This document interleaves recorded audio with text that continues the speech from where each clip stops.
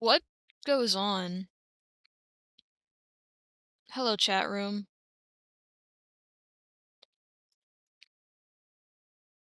It's Valentine's Day. It's a Tuesday. I had, I had a math class at 9 a.m., and I had a test, and I did pretty well on the test, so I'm feeling good about that. I took Adderall earlier. Adderall is pretty good except for the part where it makes my stomach really upset, so that's awesome.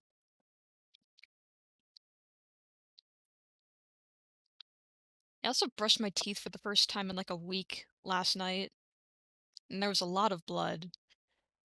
So there's that. I don't know if that's TMI.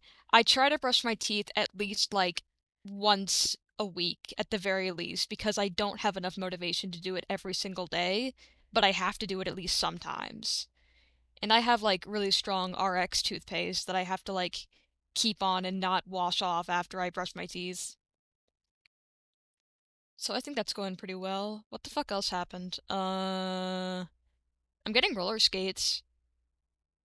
They're arriving today, and I'm pretty excited about it. Woo!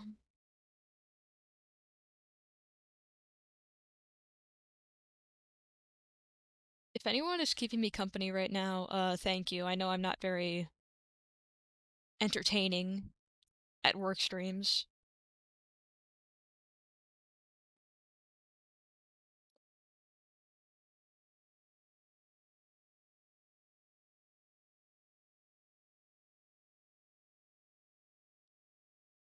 I've been shot. I've been fucking shot. Twitter keeps fucking putting me on the For You tab whenever I open the app. That's not that's not the tab that I want. That is not the tab.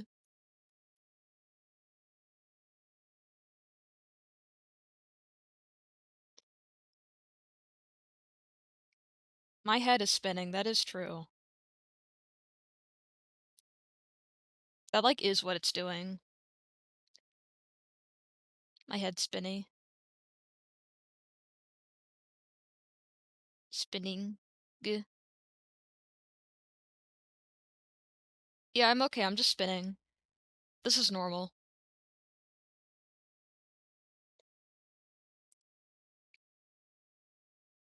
How about I go over here? Okay. On the agenda today, we have listen to a bunch of humanities lectures. So my teacher does this thing where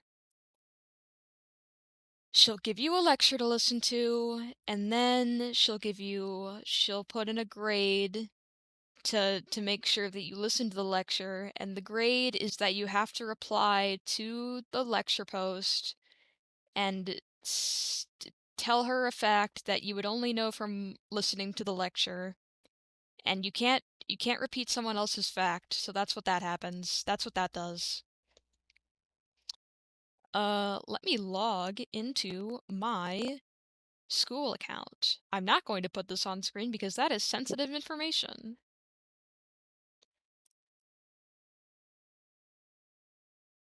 Your password will expire in approximately 5 days. That's awesome. Thank you.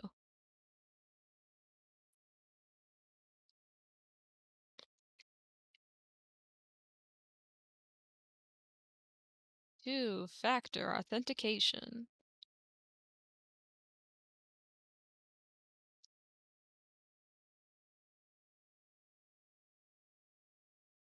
Okay.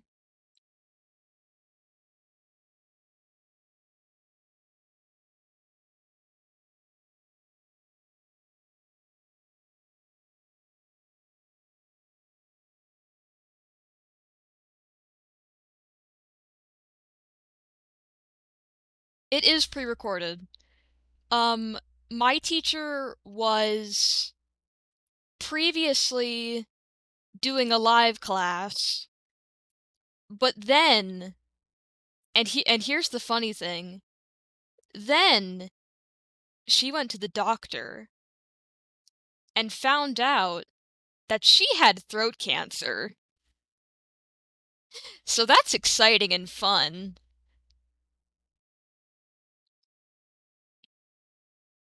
I remember like 2 weeks ago, I was logged into my school thing, and I was like, "Okay, I don't know if we actually have Zoom this week," because I went to Zoom, and it was like I got up at 1:30, which is when the class starts, and I went in and it wasn't starting. So I was like, "Okay, maybe she made an announcement and there's no Zoom class today." I go on Canvas and there's an announcement and I click on it and it says, it's, "Hi students, I got cancer." It turns out the swollen, stuff in my throat was actually cancer, so they had to take that out. So, so she got surgery, and that's all fine and good, but she can't talk. She can't, like, speak above a whisper, so she can't really teach her class right now. So that's fine, I guess. That's okay. Yeah, she, like, sent a picture of her neck scar in the announcements attached, and I mentioned this to Caxie and Ellie while we were on call because I found out about it while we were on call, and Caxie was like, "Hey, can you send me that picture?" And I was like, "Yeah, okay, sure." And then I did. She's a freak for that, by the way.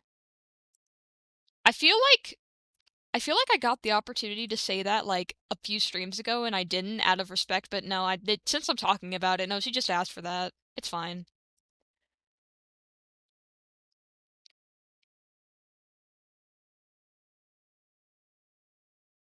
No, yeah, it's fine.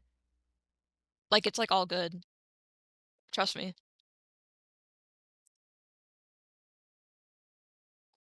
Okay, let me go to my courses. Go to early humanities.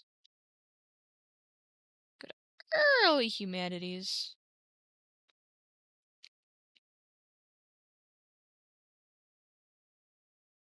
Okay. I have a lot of lectures to listen to. Is Caxie regular? No. Caxie asked for a picture because she's like a medical freak,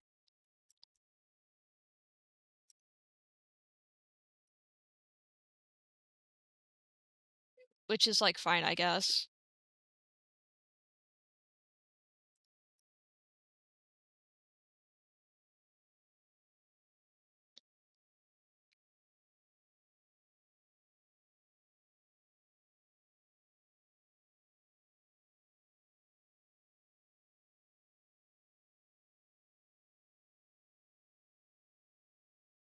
There's a very long notes page here. I did not mean to open my sticky notes. I still think she's a freak for that, but like it's fine. It's okay.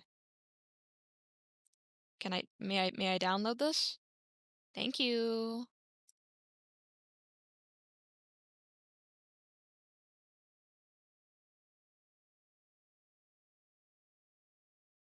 Hmm. Wow. Huh. Okay.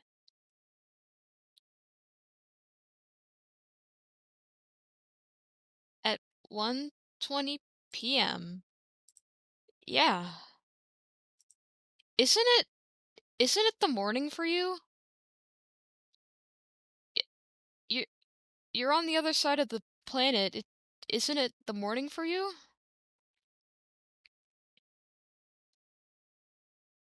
This is so funny though. I thought your plan friend would ask for a pic. So here's the thing about that. We were all on call together, right? And Caxie's like, hey, can I see that pic? Can you send me that pic? And I was like, yeah, sure. And I send it to her. And then Ellie says, hey, can you send me that picture too? And I go, okay. And I do. And we were on call yesterday, and Ellie sent me a fic of it's to proofread, and it went to our messages, and it forgot that the last thing I had DM'd them was that picture of my real life teacher with her neck scar. It's spoilered, obviously, and it has the disclaimer, do not share this picture of my real teacher. But that's how that's what that happens. That happened. And it was pretty awesome. Okay. Now why don't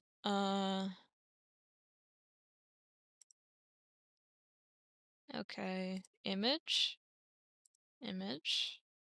I'm gonna put an image on screen so that my viewers are not utterly bored while I listen to lectures. I would screen share the lectures, but that is a very intense invasion of privacy, so I'm not going to do that. What's a good picture to put on screen?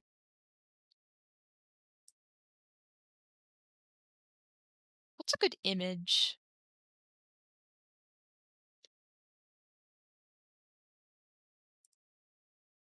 Yeah, sure, why not?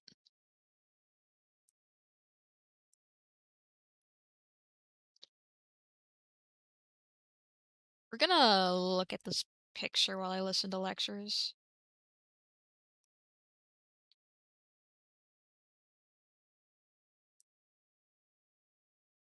Yeah, okay.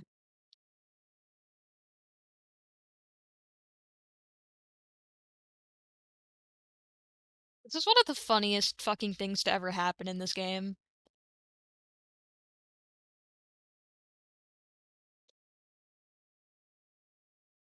Okay. Okay, yippee! Today we're gonna learn about, the Aegean Basin and the Archaic Period, Part 1, the Mannonians and the Mycenaeans. Okay, let's go to the lecture.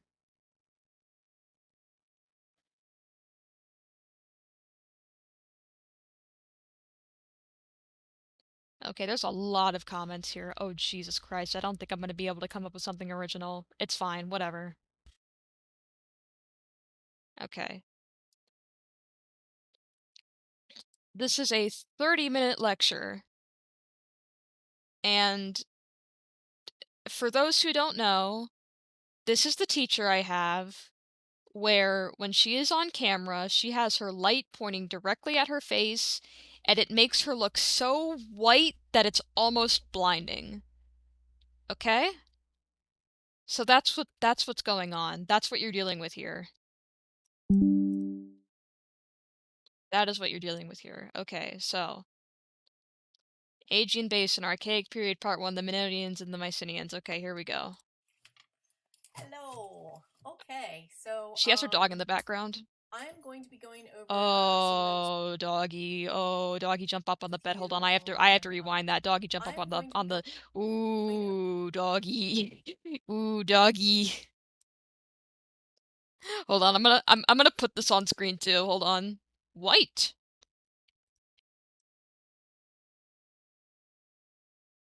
I'm gonna also put this on screen.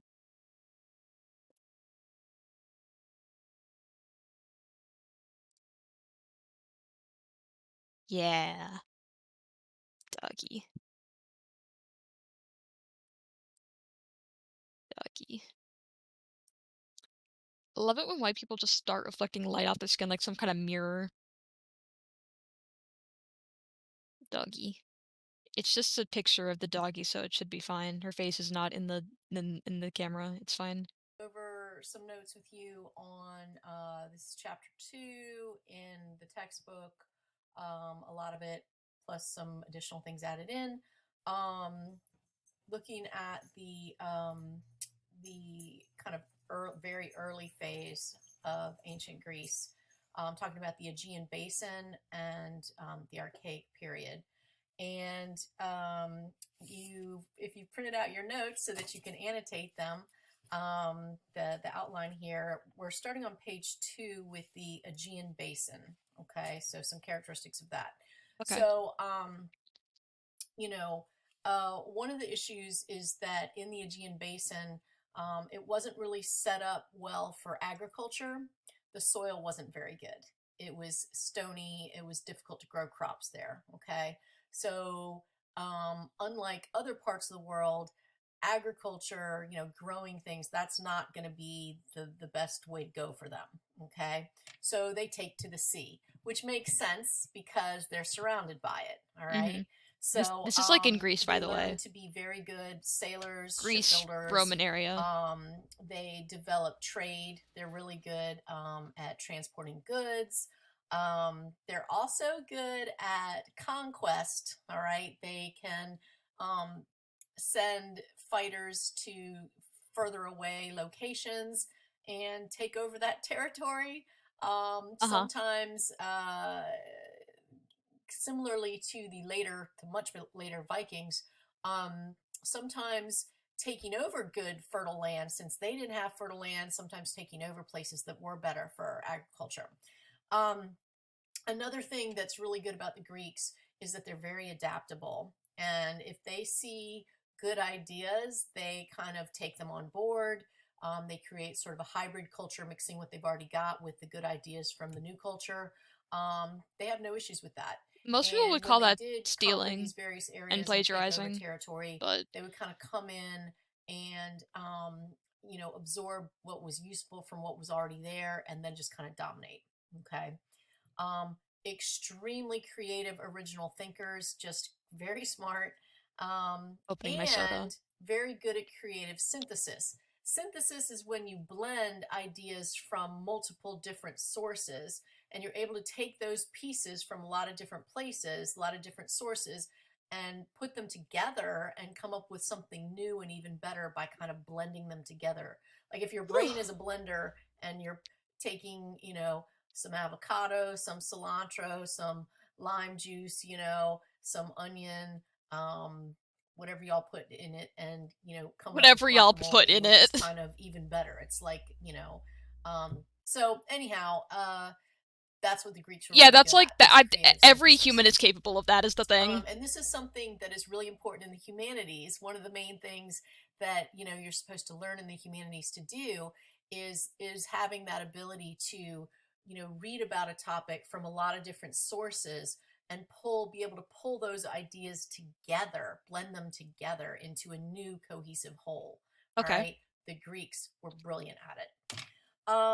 Okay, so another thing that was interesting about the Greeks and that was unique about the Greeks is that instead of um, putting the focus of their culture and their literature and their religion You could also do that on with the blender. deities like gods and goddesses, okay, and also, really powerful rulers, they shifted the focus onto just people, just everyday men and women, kind of celebrating the human rather than the divine, looking for the divinity within humans, looking for the heroism in normal people, looking for the beauty in normal people, celebrating excuse me, the great accomplishments of human beings, because we are capable of some pretty amazing stuff, some pretty terrible things too, Uh but huh. some pretty amazing stuff. And so that's what the Greeks really focused on. um, they, unlike some of these other cultures, they believed that we did have a certain amount of control over our destinies. Now, obviously, there is going to be influence from the gods, okay, and there is such a thing as fate, etc. But we did have a certain amount of control, and really importantly, and I like this is good, we have a moral responsibility for our actions, okay? The Greeks were really big on that. And so there's no blaming it on someone else. There's no, your behavior, your choices, that's on you. Okay. They had bronze weapons, they had body armor. Mm-hmm. Okay. One thing that they developed for their war efforts that was useful is a horse drawn chariot that had six spoke wheels and then axles for stability under the rear. Mm-hmm. That was good. That was useful. Wheels. Their ships also showed a lot of innovations, which is not surprising because they were a seagoing people. They had higher masts. If you had higher masts, that meant you could have bigger sails. If you could have bigger sails, that meant that you could capture more wind power, go faster, go further. Okay. They also had bigger oars, better oars, excuse me, better oars. And that's important too because no matter how good your sails are, if there's no wind, if there's not enough wind, you're not going to be moving. So you have to also have the ability, since you don't have electricity yet, you also have, or even gas power yet, you have to have the ability to have, human effort, labor to use oars to propel the ship. So they developed better oars for that.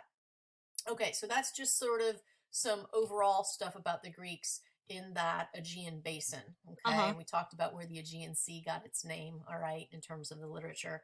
Now we're going to talk specifically about the Minoans on the Isle of Crete. And pull up a map, all right, Google a map, look up where Crete is located. It's close to mainland Greece. Okay, it's to the south of mainland Greece, but you need to kind of have that picture in your mind. Um, and we talked in the literature intro about the Minoans, the Minoan culture on Crete being named after King Minos. Okay, now, the time period that we're talking about with the Minoans being kind of dominant, 3000 to 1100 before Common Era. Okay, so it's pretty Blue far bada back bee still. ba ba da ba ba They were a dee da ba mercantile da. culture, trade. All right, they traded goods, they sold goods. They had a very strict hierarchy. Of course, at the top you'd have the noble. At the very top you'd have the king. Then you've got the nobles. Then you've got the merchants. Okay, Will we actually the open people up MS trading the Paint? goods. Then you've got the artisans. Those are the people making the goods. Now, in my opinion, they should be Wait, higher than the get merchants, but get oh the get well. get all But this off here's the the screen. Hold interesting thing: on. underneath them, underneath the artisans, were the bureaucrats. These are the people who are in kind of minor governmental positions, um, local authorities, that type of thing. And then at the very bottom, of course, would be the laborers. And the majority of the people would be in that bottom category. They had a beautiful palace, the ruins of which still exist. Some part, Oh, there's still fuck. parts of it there, and you can visit it. I have not been there yet. It's on my bucket list. I really just so much want to go to Greece, but I especially want to go to the island of Crete. Um, their palaces had no fortifications. That's very different from these walled Why cities can that we've I been not put talking MS about Paint up with on the screen? Mesopotamia and Babylonia, all that. They were really into the walled cities, White the woman jump scare. fortifications. Well, here's this fabulous Sorry. palace of Knossos on I Crete. I didn't mean to do that. Why can I not open MS Paint?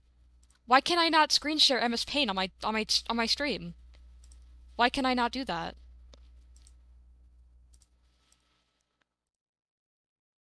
Okay, I can share Firefox.exe, I can share Discord. I can't I can't I can't open I can't open I can't share MS Paint. Come on.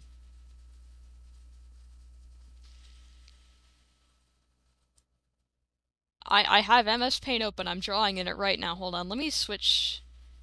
Let me see if this will do anything. I am simply without bitches. Okay, there we go.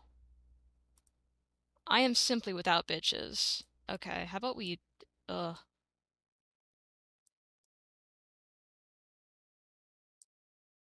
wait, mm,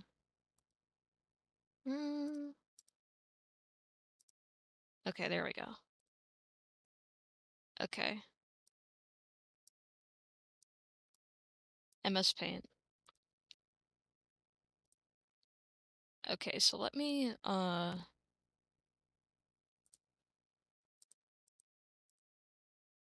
I don't know how to put the dock away. I do not fuck with MS Paint that much. Uh okay. Okay, so let's do this. We're taking notes. Agency.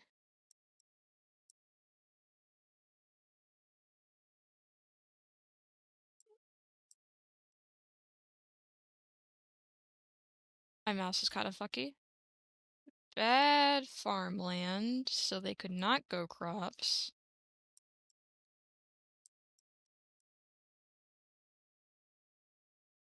They were a seafaring civilization.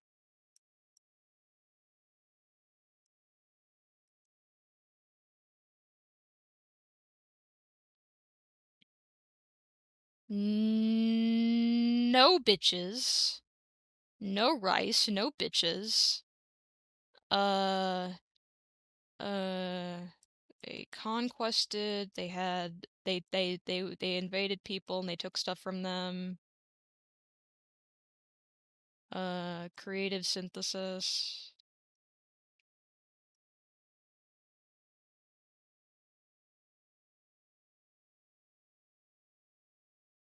Stealing, plagiarizing, etc. Creative synthesis. Believed they could change fate.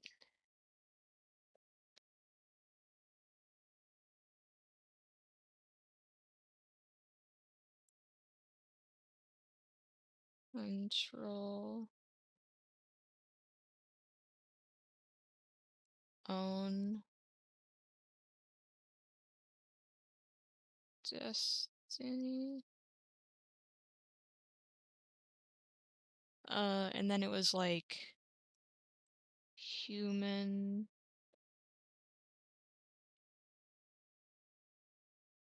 individualism.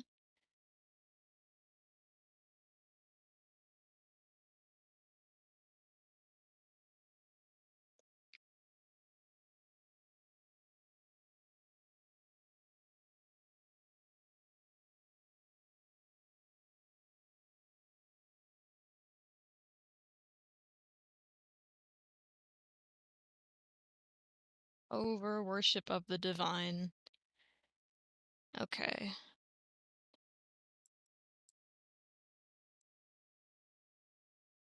Island of Crete. Okay, and then it was like they had wheels with axles on them.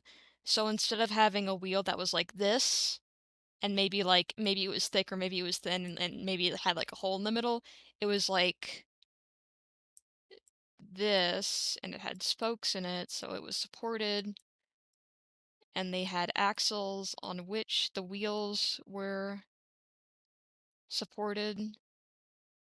Fuck. God damn it. This picture is bad, but you get the point.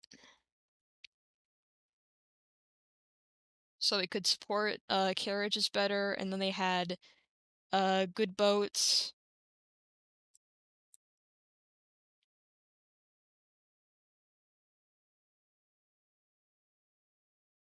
nice boats, and this is what I think an oar looks like.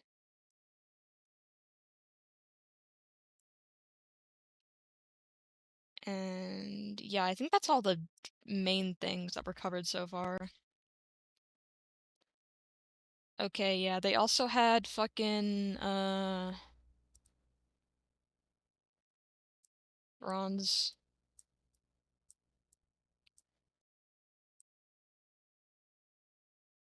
plus armor.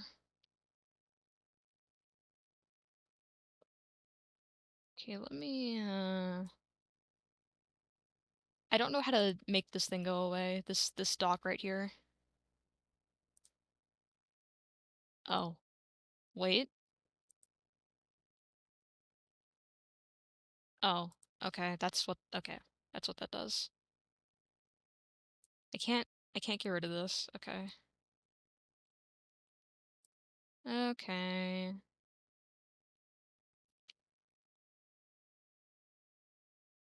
Well, anyway.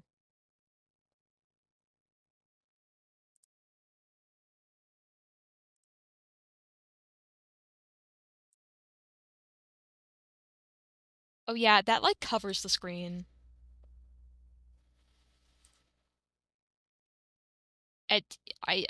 I'm like mousing up here and it's not okay. I guess that'll have to do or something. I don't know. I don't know. Anyway, what the fuck was she talking about? She was like King Minos. King Minos. And the Minodians, they lived from what, 3000 to 1100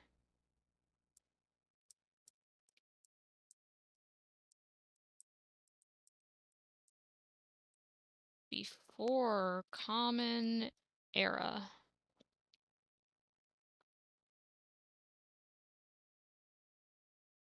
Okay, okay, okay, okay. No fortifications whatsoever. Now, at first that No might sound shocking, bitches. but it actually makes sense. They're on an island. It would be extremely difficult to attack them, right? You'd have to come by water. So that's kind of an interesting point. In addition to that, it also indicates that the different cities located within Crete were, peacefully coexisting. There wasn't hostility between the different cities. So, these are kind of indicators for us. Now, what is this Knossos? Let's talk about Knossos, their kind of capital city. It was a major center on the north coast of Crete. And there's a guy, I believe he was British. Yeah, he was definitely British. Sir Arthur Evans, who was an archaeologist who did a lot of digs, discovered a lot of this ancient stuff. He named it, this palace at Knossos, he named it the Palace of Minos, okay, when he discovered it in 1902. So over 100 years ago, but that's still relatively recent, right? Um, and from that, the name of the Minoan culture is what people started to use to refer to this particular time period and the culture there. The palace was pretty advanced. It had some pretty modern stuff. It had plumbing, had drainage. I mean, think about that plumbing, running water, toilets. Okay, that's advanced. They Okay. also had a lot of below ground How storage, the hell do you okay, spell underground this? storage. And the reason that Knossos. storage was so important to them is that taxes were paid to the government in their culture. Uh, they were paid with some different products. They were paid in grain, so farmers producing grain, oil, which was extremely important, particularly olive oil. It was used for all kinds of things. It was used for cooking. It was used for lamps to have light in the dark. It was used for health purposes and for hygiene purposes, for cleaning yourself. You put the oil on and then scrape it off. Um, and also taxes were paid in wine, which for obvious reasons was valuable. And they had to store all this stuff, so they stored it in these giant clay pots, these earthenware pots, and kept it underground. So you'd have these vast stores of this in the basement section of the palace. Um, they also, in the later part of the Minoan era, they did start burying the dead in underground tombs and underground chambers. This is not going to be unique to them. Well, when we talk about the Romans, they had some of these kind of underground catacombs and things too. But it is something that is happening in Crete, in the Minoan culture. Now they're writing. Okay, so this is kind of interesting developments here. They had okay, so they had there's more than one thing here, but let's start with linear A.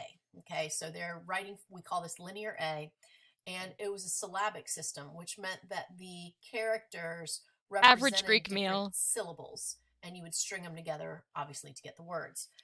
Unfortunately for us, we still have not broken the code on linear A. We can't read it, we can't translate it. It's really sad because we have these surviving examples of linear A, but we don't know what they say. And that is so frustrating, right? We haven't broke the code yet. I would simply It decipher the was language. the culture itself, the religion of the culture was matriarchal. And you need to know that word. All right. So let me break it down for you. And this is really interesting, I think. Okay. Girl boss.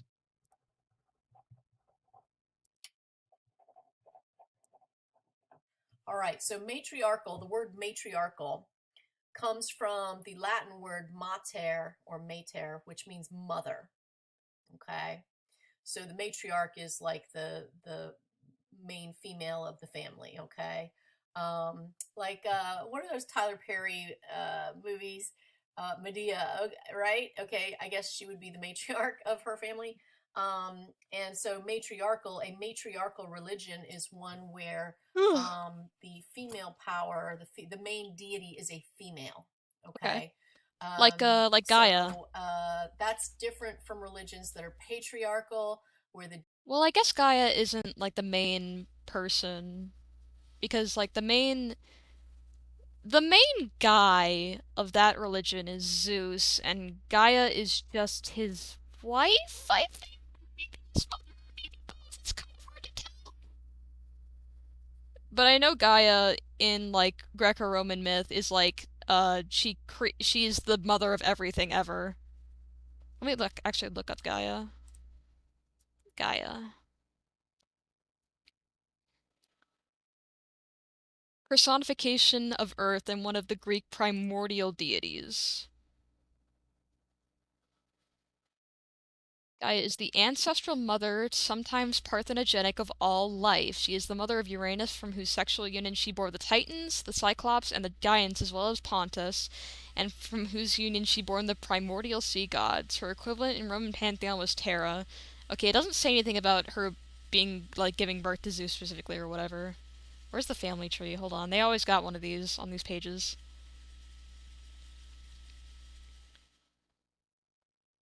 Okay, Zeus was a grandson of hers. Happy Mother's Day to her. Happy Mother's Day to Gaia. Okay. Anyway. deity is male or masculine, like Christianity, for example, would be a patriarchal religion. You do have some religions also in world history that have a unity of that, like of the male and the female deities. But with this matriarchal religion, the main goddess is known as the great goddess or the great mother.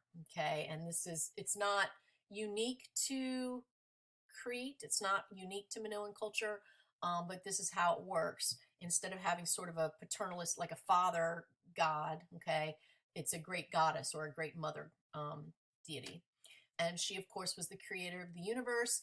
Makes sense because, of course, the female body is what brings forth life, right? Shut So up. it makes sense that they would imagine that a No female offense, but shut up. deity Shh. brought forth the universe. She is the source of all life. Okay. She's typically depicted in their artwork, and you should jump online and look up some images of this because it's very distinctive. I want you to see what it looks like.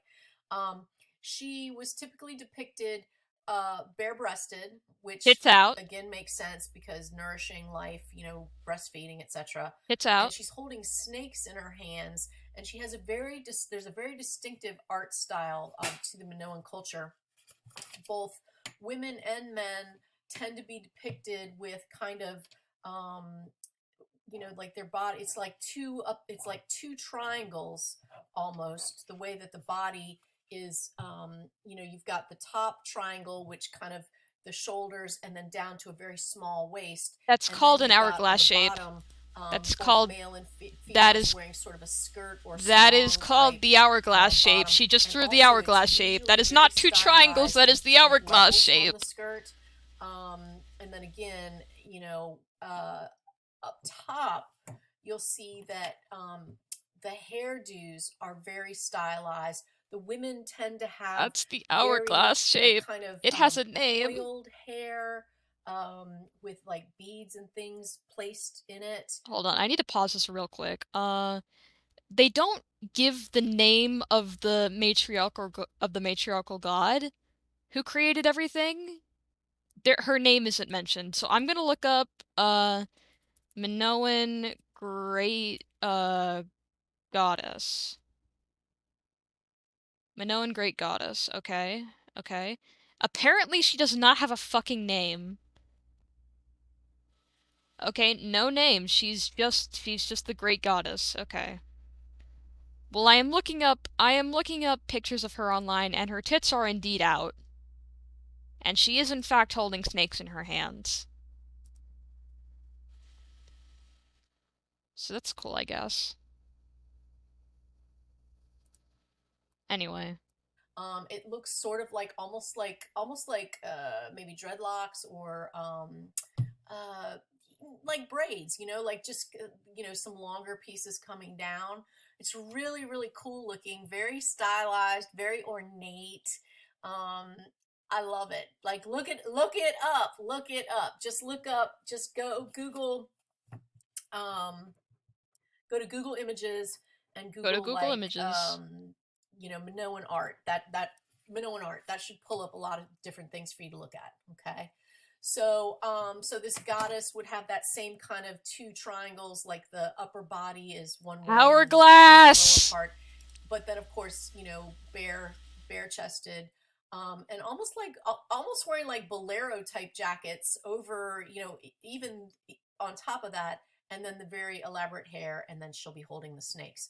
And this whole snake goddess depiction, there are multiple depictions of this figure, so that's why, you know, we in modern times are pretty sure that she was the main deity of their religion, because so many of these figurines and depictions of her, of this kind of great mother goddess, the snake goddess, exist.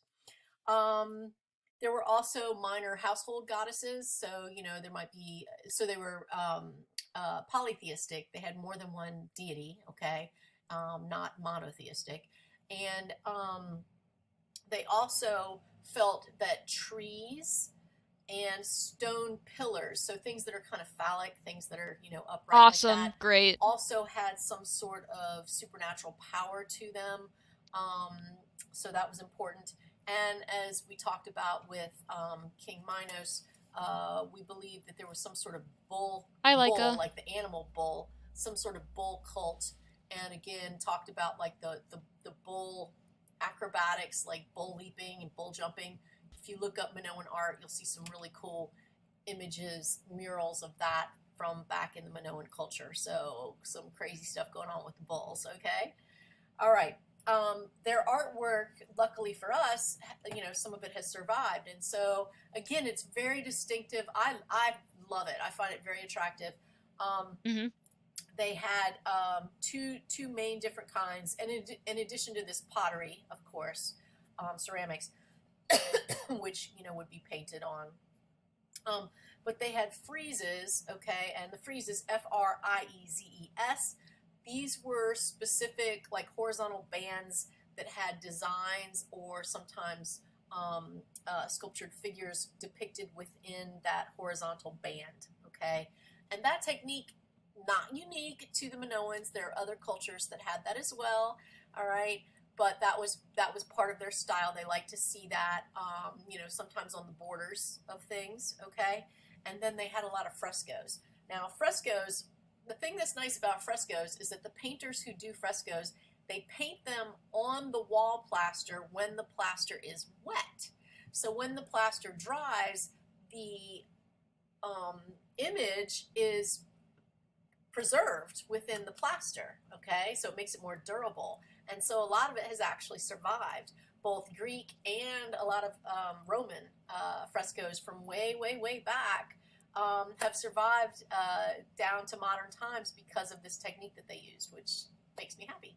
Um, Now, some of the images that you will see, and again, Google this, Minoan art.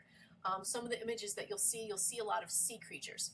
Makes perfect sense because they're a small island and they were great sailors, and so of course there would be a lot of sea creatures. The Palace of Knossos, for example, has a very famous mural, or it's a fresco, but it's a panel of dolphins, really cool dolphins. Also, there's a lot of really cool looking octopus octopi and squids depicted in Minoan art. So a lot of seascapes because, of course, you know they're seagoing people.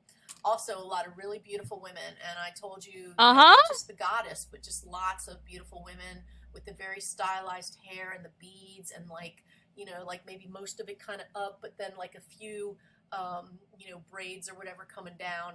And you know, once you see it, once you look it up and see it once, you'll remember it because it's very distinctive and it's beautiful. It's so cool. It's very cool. And also, of course, the bull leaping rituals that we've been talking about. You know, they would decorate bulls. They would have like ceremonial things and, you know, flowers, like, what do you call it? Like flower chains, you know, woven through their, around their horns and things like that. And, Flower crowns? but the bull jumping is, I mean, that's nuts. That's insane. You think about, oh my gosh, I can't even believe somebody would be willing to do that. But yeah. Hold on, I'm gonna pause this video for a second. So, uh, she explains it kind of weirdly, but like a frise is like sort of like a like you know how like on buildings in like on like Greco-Roman buildings they'll have some shit, they'll have like columns and all that stuff. And then they'll like I have to keep doing this. Okay. And then they'll have the columns and then they'll have stuff held up by the columns. So it'll be like, okay, pretend this is a column. Okay, yeah, column, column, and then this is another column, and then column, and then column. And then they have the stuff that's being held up by the columns, this stuff that like is holding up the roof of the structure. You cannot fucking see that. Hold on. You cannot see that. This thing. This thing. Okay. The friezes, whatever, they refer to the art that's drawn within this stuff. So like there'll be like people here, you'll see like, you know, on the like on the buildings of like the Pantheon, you'll see like a bunch of like sculpted people. You'll see like in the Minoan's case, you'll see like sea creatures. Where is my mouse? You'll see like sea creatures like a I don't know a jellyfish. I don't know if they knew about jellyfish back then, but it refers to the art that's like right on this part on this part that's being held up by the columns that's supporting the roof. That's what a frieze is.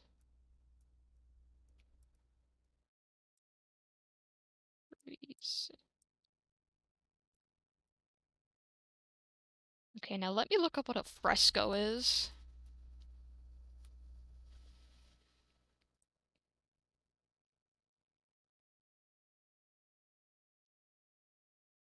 Okay, yeah, a fresco is just kind of a painting. Hold on, what specific type of painting? It's a technique of mural painting executed upon freshly wet lime plaster. Water is used as the vehicle for dry powder pigment to merge with the plaster, and with setting of the plaster, the painting becomes an integral part of the wall. So, like, they set, they make the wall, and then while the wall is still wet, they make a painting onto it. Okay, so like the creation of Adam, if you know what that looks like offhand, that is a fresco. The creation of Adam, a detail of the fresco Sistine Chapel ceiling by Michelangelo. He drew that shit wet, and he drew it on the ceiling, and it was pretty awesome. And he was pretty awesome for that. Anyway. Yeah, they were.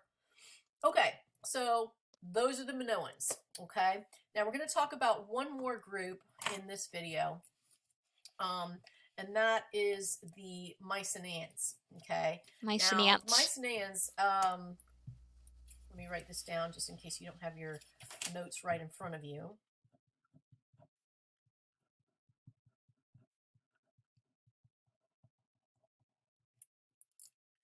All right, Mycenaeans. Okay. This is another group of Greeks. These are not on Crete. We're not talking about Crete right now.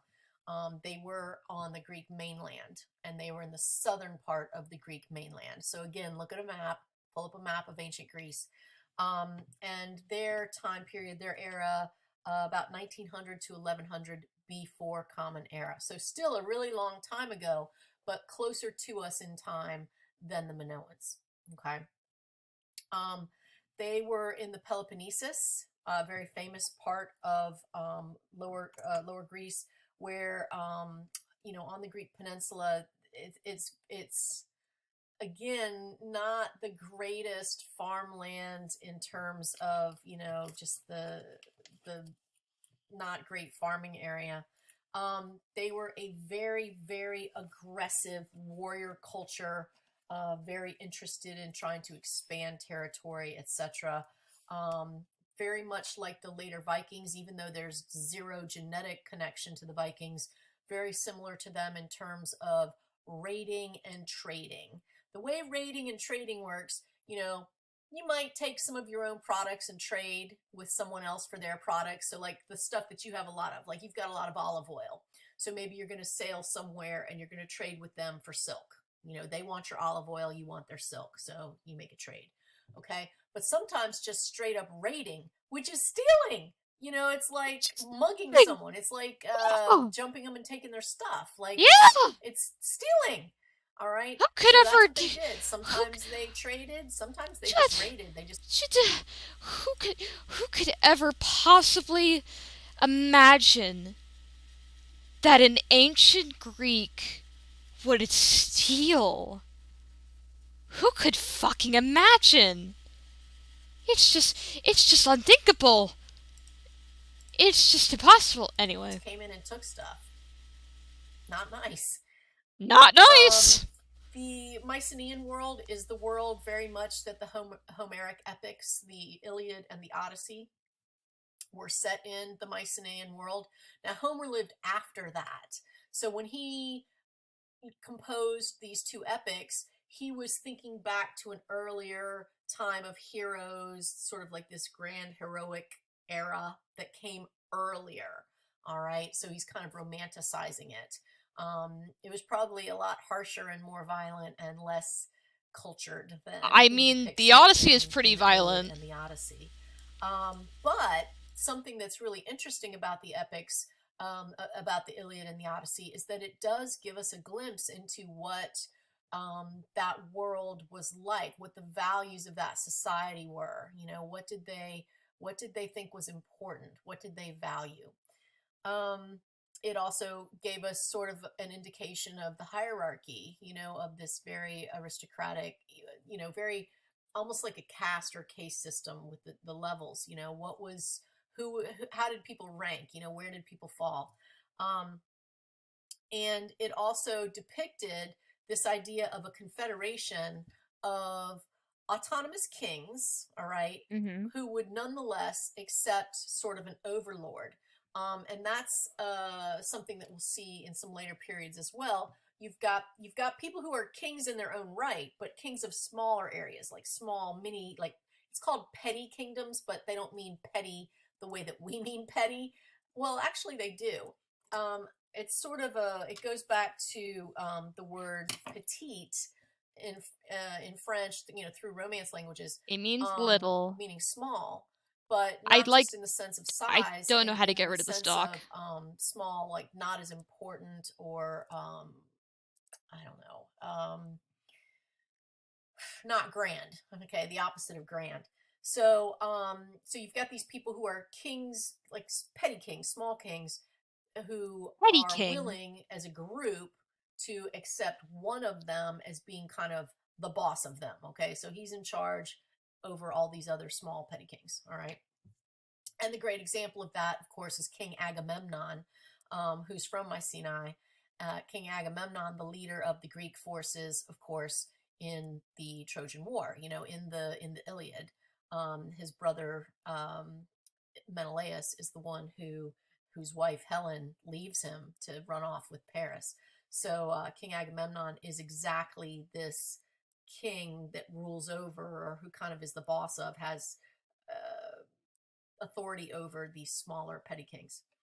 Now, the Mycenaeans, they developed something called Linear B.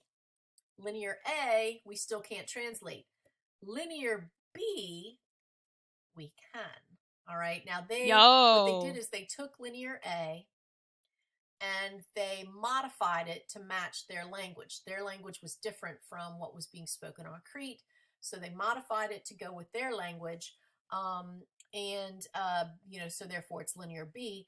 And they had quite a few of their tablets with the Linear B language on it did survive down into modern times, these clay tablets with the Linear B on it. And they were tablets that gave a lot of information about government stuff and business stuff. So kind of boring, It's like but legal you documents, know yeah. and so those have been translated. Now, in terms of art and architecture, they respected brute force and power. You can see that if you look up the Lion Gate at Mycenae, okay? That gives you a sense of the artistic style, and again, really interested in portraying power. That's something that was important to them.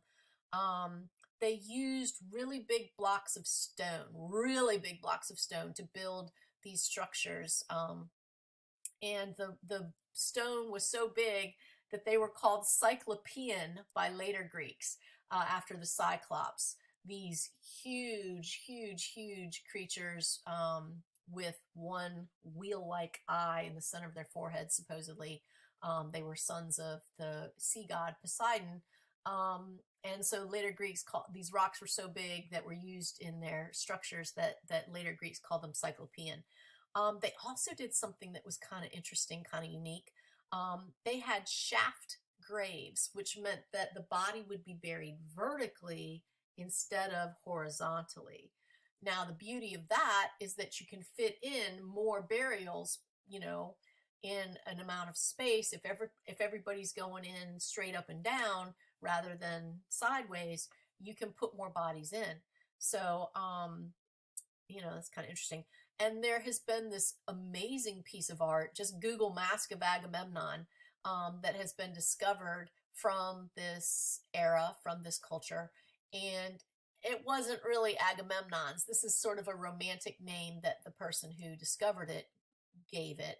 Um, and it's also a way, if you give something a name like that, that people can relate to something like, oh, you mean like in the Iliad? You mean like from the It Iliad? kind of gives your discovery more renown, more, people are going to talk about it more and they're going to remember it more because you've now attached. King Agamemnon from the Iliad? Okay, now I have to look up what the Mask of Agamemnon looks like. Mask of Agamemnon. Okay, it's like a gold mask, and it's like it's like if you molded a mask around someone's face, including like their ears and their chin and stuff like that, and then you took it off and then you pounded it into a flat surface. It looks like that. And yeah, it certainly is. It really is. Okay. It to this ancient epic that many people have heard of and studied in That school. many people have heard of. But the Mask of Agamemnon is a really beautiful piece of art that has survived from this period. So look up that, have a look at it. It's pretty amazing. Okay. Now, this culture, as powerful as they were greatly weakened by this extended conflict with Troy. All right. And it was over, the story in the Iliad is that it was over Helen, Helen running off with Paris. In reality, it was some sort of bitter trade dispute that they were feuding over and fighting over. And Whatever. because they had to keep, all these warriors are there and they're fighting this protracted war with Troy. This took a toll on their money, on their fighting forces. It was a huge drain and strain on their culture, and so it weakened them. Um, Now, you had, in the aftermath of the battle, not everybody returned to the southern Greek mainland, afterwards. Some of them ended up settling in Asia Minor, so that becomes an important Greek outpost named Ionia, in that area. And so that had the impact of greatly extending the amount of territory, like extending, um, the reaches of the Greek culture even more, even further. Okay, so that was important. Now I'm going to talk about the Archaic period. Okay, for a little bit, Okay. and then actually, no, I'm not. Okay. Let's see. Yeah, let's break here. We'll break here. Okay. I'll put that in a separate video. Okay. So we've covered both the Minoan culture and the Mycenaean culture in this video, and we'll break here. Okay. Thanks, guys. See you later. Okay. Anyway. Okay.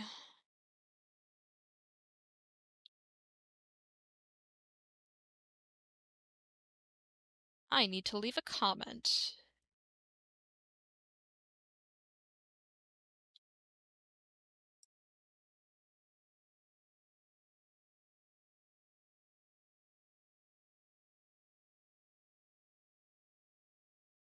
I would like to leave a comment on this post.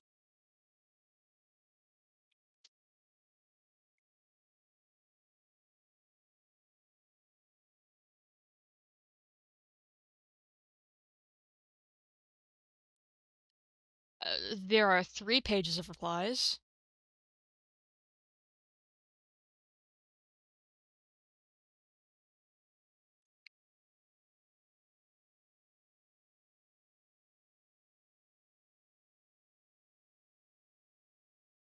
Okay.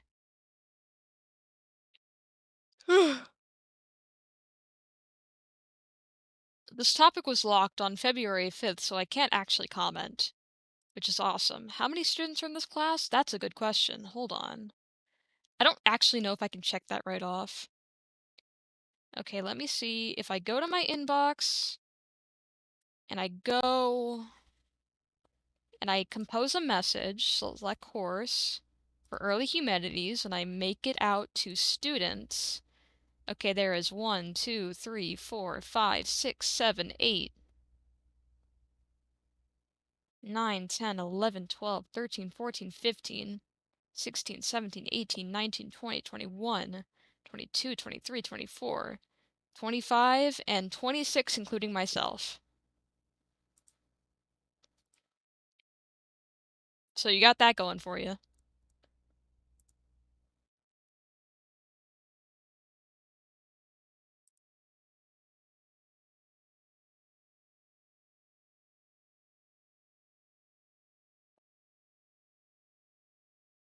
Leica tuned in and then said, "This makes me this reminds me of my class, and it makes me miss my class," and then left stream to go sign up for classes. I'm joking, or am I? Okay, so that's that.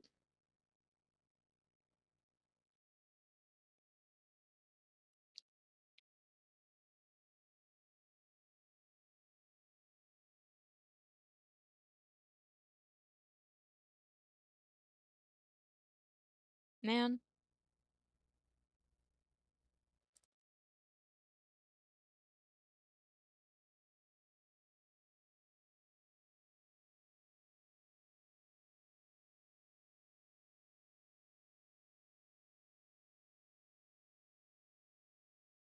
Yeah, let me collapse all this.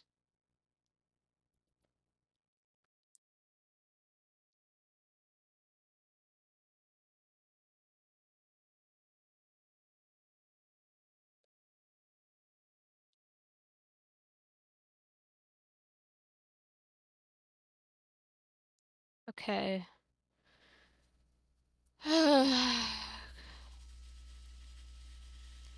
Okay. Thinking about Lucio Edwin. Yeah, me too. Okay, so I can't reply to any of these lectures, so I can't get the grades for them, but I should listen to them, right? I should listen to them, right? Like I should listen to them. Oh, this one is 45 minutes.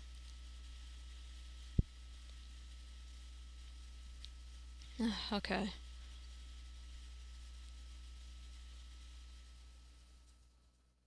Yeah, he's a Virgo, unfortunately. Okay. Okay, we're gonna listen to this. We're gonna listen to this. I'm not gonna take notes on it because that's boring and I want to get through these. Uh, I should, but I don't. Ugh. Fine, I will. Hey guys, so we are continuing with our unit on ancient Greece, How do I zoom out? the Aegean Basin we covered, How and do I now we're zoom going to out? talk about the Archaic period in this video. And so if you've got your notes printed out, as you should, so that you can annotate them, my little outline for you, then we are on the towards the bottom of page 4 of the notes, okay? Which are mostly based on the textbook, but also there's information from my own education and sources that have been added in. Okay, so the Archaic period. This is during the Iron Age. We're talking 800 to 479 BCE, so it's before Common Era still, so pretty far back in history. Um, Now, the Greeks claimed one common mythical ancestor that, Ah, you know, the descendants of whom were spread out, you know, all along the coastlines and the islands of what we would call Greece. And this common ancestor was Helen. Now, not Helen, Helen, like Helen of Troy, but Helen, Hellen, you know, a male ancestor. And he supposedly fathered 3 sons who were the ancestors of the 3 major Greek tribes. So it's almost like a biblical thing where, you know, each son, you know, his descendants were a different branch of the Greek, you know, the extended Greek tribe. Um, so you've got one tribe, the Ionians, another, the Aeolians, and a third, the Dorians. Okay, so collectively they call themselves the Hellenes, and their land, you know, Greek territories, they called Hellas, Hellas. And it's from that we actually get the term Hellenic, which again, it's double L. It's not single L, it's double L, referring to this male ancestor. And from that, we get the word Pan Hellenic. So let me write that down.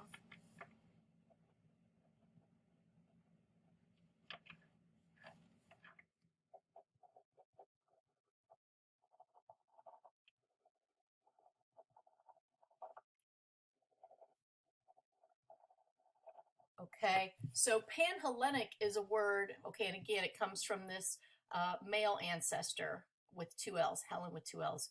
Um, Panhellenic is a term that is used all the time on college and university campuses in modern times, in modern America, to can I ask who Didge is? Yes, you may. Didge is Caxie's sister. Her biological sister. That is as chronically online as she is.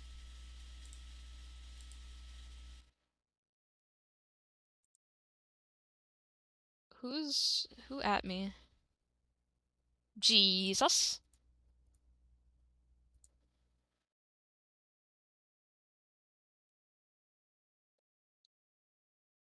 Jesus. Yeah, you like have no way of knowing. It's fine. You had no way of knowing. It's fine. It's whatever.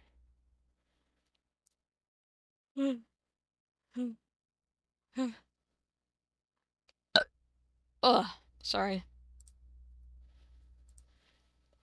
Mm. refer to all of the Greek organizations on campus. So, all of the sororities and fraternities on campus. Um, they will have a Panhellenic council that makes decisions about, you know, different things relating to these fraternities and sororities. Um, so yeah, it's you know, it's kind of interesting. It's just interesting because that's a word that you may come across on either a college or a university campus and not know where it came from. Well, now you do. It has to do with this supposed, you know, this ancient Greek guy, this mythological Greek guy who was the father of all of the different Greek groups that came. Um, so these Greek tribes and all these Greek settlements, like all along the coastlines and the islands, um, even though they were spread out and scattered, they were unified by some stuff. Okay, one of the things they were unified by was a common language.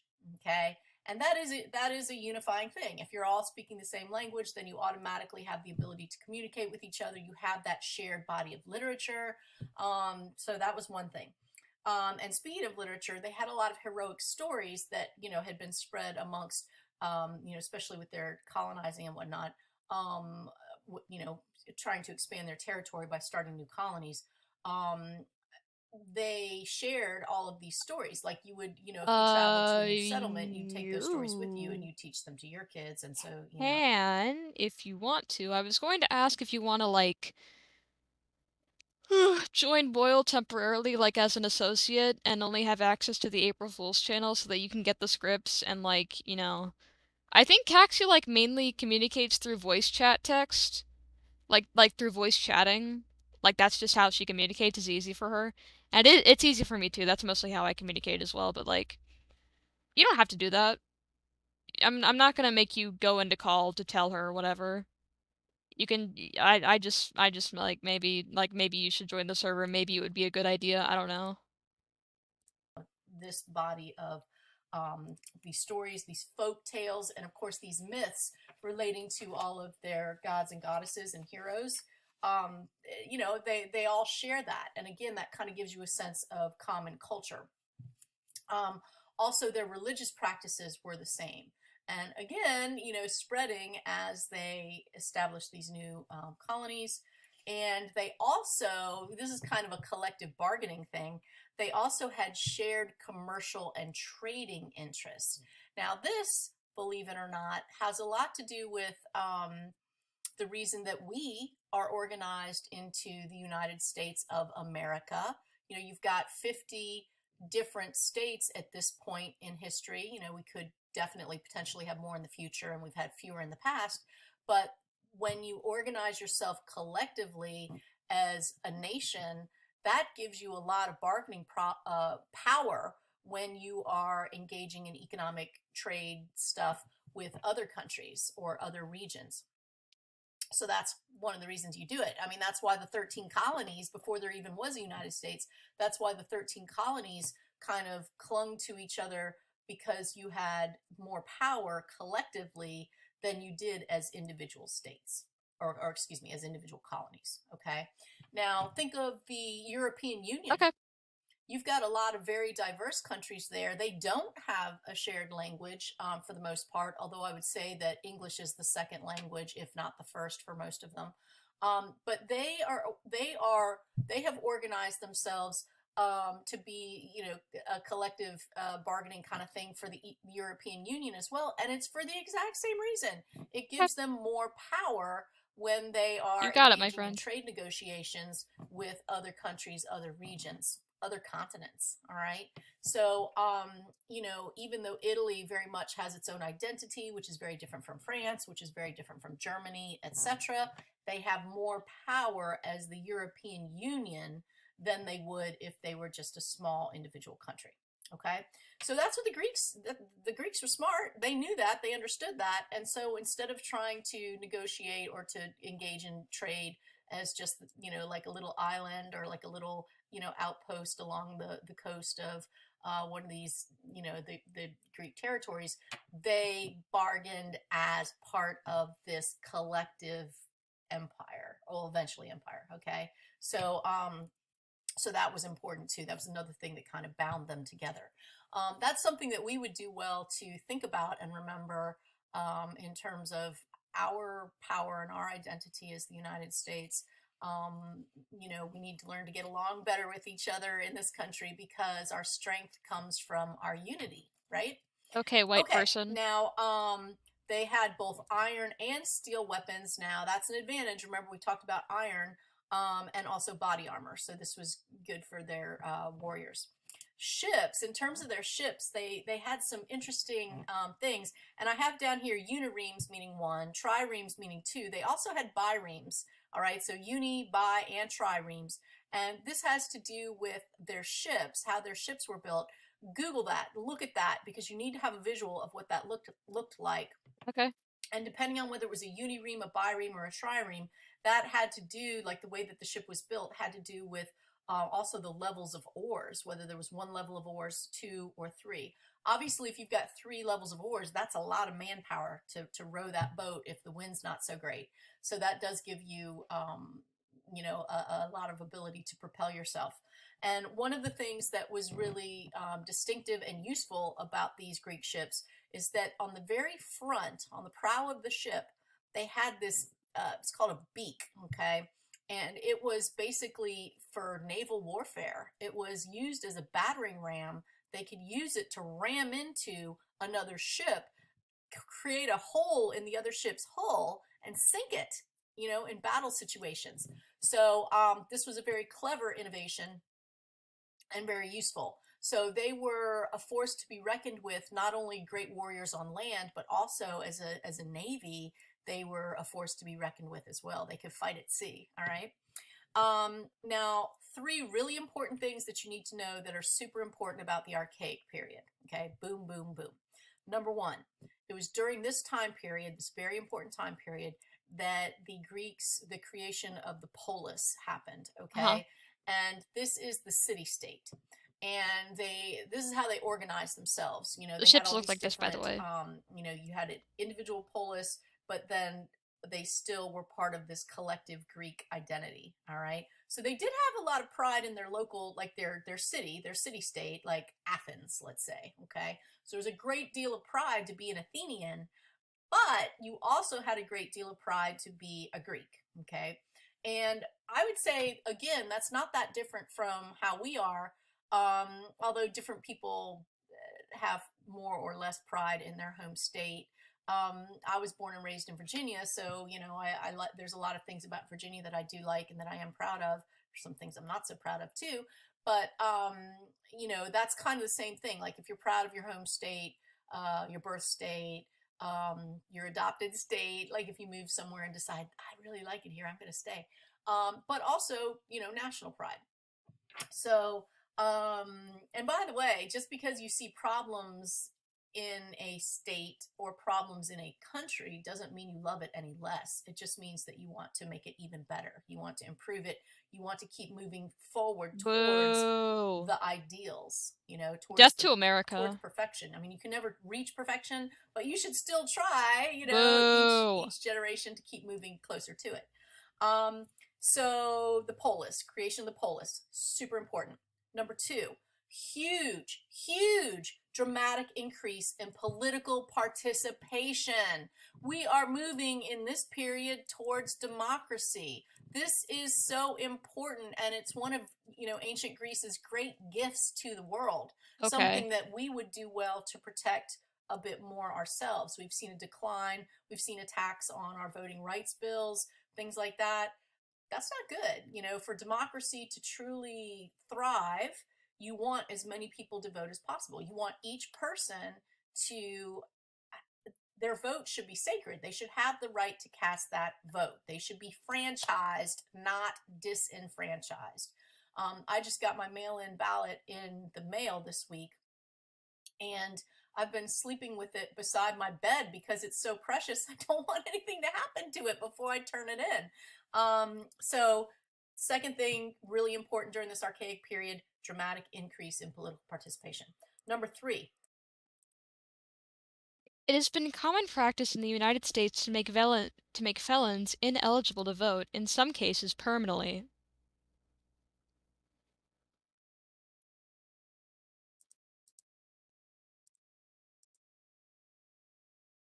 Let me read that again.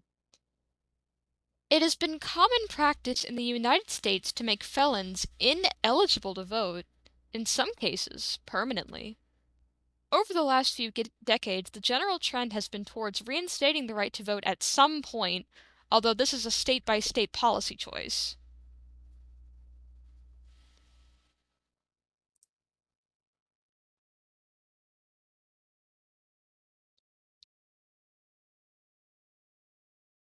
Convicted felons, as well as people who are incarcerated, That extends to people who are incarcerated, which means arrested for any reason. Any reason at all. Anyway. Colonization. Uh I huh. said that they were spreading and establishing these new colonies, kind of furthering their outposts along these coasts and these islands throughout, this area. This continued to happen. And because of the colonization, they're taking these things, the really important elements of their culture with them. So their ideas, their institutions, their artistic achievements, which were enormous, were being spread throughout the Mediterranean world. And of course, it would begin on the coastlines and the islands, but then it would also start to spread inward, more inland. Okay? So those three things, you need to know that. Now, let's talk a little bit specifically about the polis. Okay, we'll go into some detail about the polis. Um, over time, the number of these increased to about 200 of these all over not only the Greek mainland, but also islands and further abroad. Um, and they had certain things in common. There were certain features that were in common to each polis, because the Greeks had a certain way that they liked to organize them.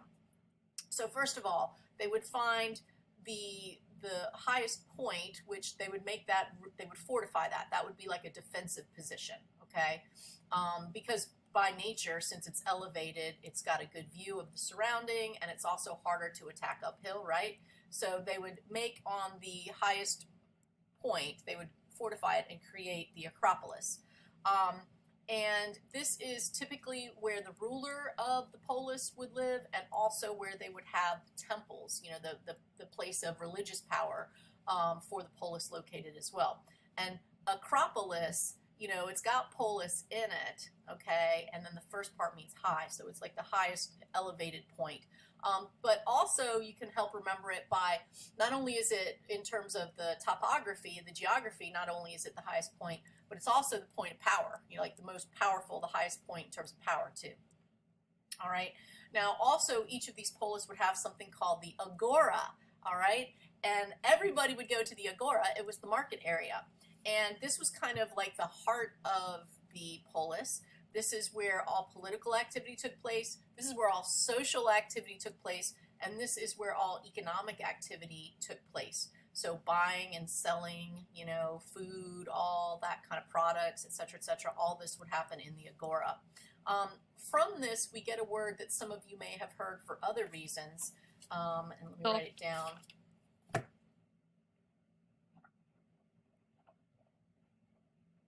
This pen is not good. Hold on. I'll throw it out. I missed the that trash was a can. that was a All right, crash so we've sound. got, this word breaks down into two parts. Of course, we've got the agora, which we just talked about, okay? And we've got phobia, okay? Now, we already established that agora is the marketplace. This is where people congregate, okay? Where businesses are located. And then phobia, you guys know phobia means fear, right? So somebody who has agoraphobia, they don't like to go into these places where people congregate, where there's lots of people. Agoraphobia, the fear of travel. They have a fear of that. It makes them uncomfortable, makes them afraid. They don't like it. So that's where that word came from, agoraphobia. You probably already knew the word agoraphobia. You just didn't know where exactly the agora part came from. Well, it comes from the ancient Greeks and how they organized their city. Okay, so another thing that was another area that wasn't in the polis but was around the polis. If you think of like an egg, a fried egg, right? If you have Uh a huh. fried egg, you've got the yolk in the center, which is my favorite part, and then around it you've got the egg white. Well, in the center is the polis, and then the outer part here, this ring around it, is the cora. Okay, so if you've got a fried egg, okay, in the center is the polis. That's where there's the high concentration of people, buildings, etc. The cora is the agricultural hinterland. That just basically means the outlying farming area. This is where all the fields were that produce the food, the grain, the crops that are then going to feed in the center there the people that are in the center in the polis. So it was very important to have good farmland around in order to provide that food for the people in the center. If you have to go for your food from far away, makes it more difficult, makes it more expensive, makes the quality not as good because not as much is going to last. It's going to arrive, not at its freshest point. So you hopefully are able to support um, feeding your people in the polis with that cora, that farming land, that hinterland around it. Mhm. Um, so there was a lot of diversity within the Greek community because I've already mentioned that they were great on the water, great sailors. There was way more traveling than you might assume.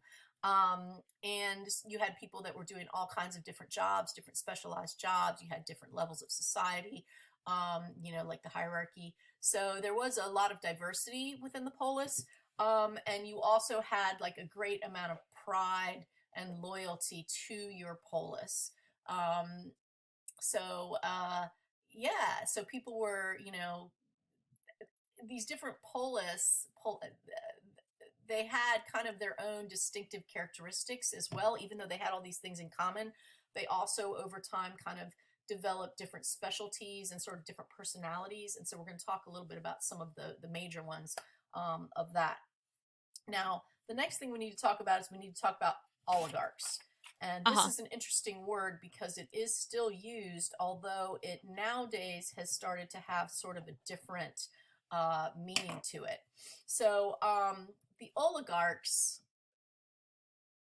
okay, the original meaning of the word is a little bit different from how it's used now.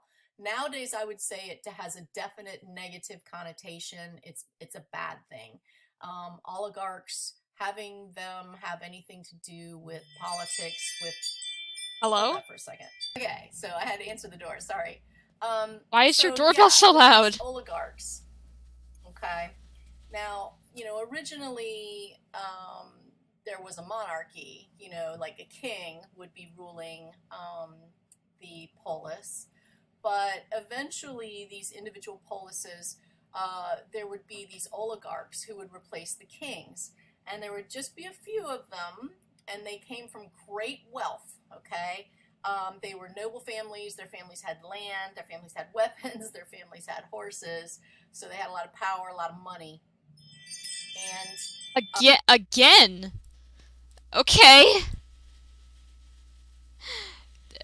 Great. That's awesome. Why are you getting people at your door? Anyway, um, The Theory and Practice of Oligarchical Collectivism is a fictional book in George Orwell's dystopian novel 1984. The book was supposedly written by Emmanuel Goldstein, the principal enemy of the state of Oceania's ruling party.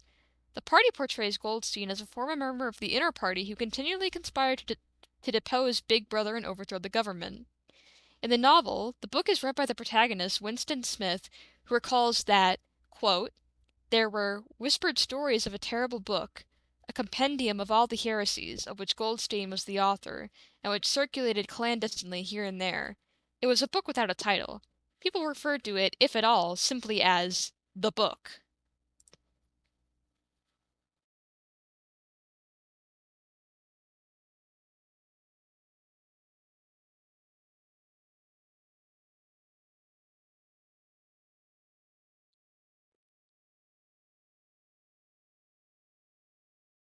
Winston describes his first encounter with the book, a heavy black volume, amateurishly bound, with no name or title on the cover. The print also looked slightly irregular. The pages were worn at the edges and fell apart easily, as though the book had passed through many hands. The inscription on the title page ran, The Theory and Practice of Oligarchical Collectivism by Emmanuel Goldstein. 1984 is how I know what an oligarchy is. The government in 1984 is an oligarchy because it's like, you know,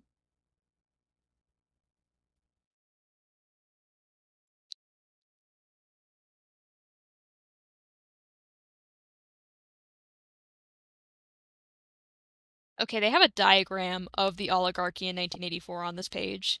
So it's like,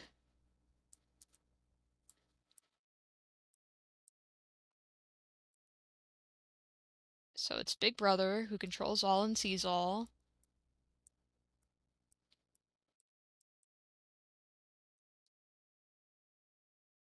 And you have the outer party.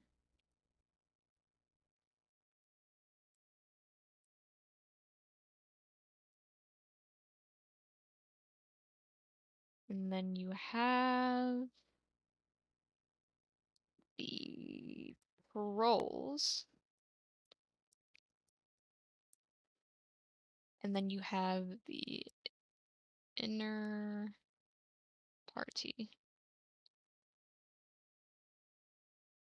Okay, and it says the percentages, these are about 2% of the population, and the proles make up about 85% of the population. So the oligarchy refers to the inner party and like them watching out for each other and giving like doing each other favors and like keeping their own integrity but not really caring about anything else. Will Winston Smith, the protagonist of the book, I think is a member of the outer party? I'm not sure because I think he separates himself from the proles in the sense that proles like live in poverty and like live in the slums and stuff like that, and he goes to the slums to like run away from Big Brother and like find out what it is to actually live like as a prole on the run. So the proles are like sort of the untouchables, and then like Winston at the beginning of the story works for the government, so he is part of the outer party, I think. And then the inner party is just like the mass of people that control Big Brother and Big Brother is not real. He is a construct. He is not real. Big Brother is a figurehead controlled by multiple people. That's kind of the point of the book.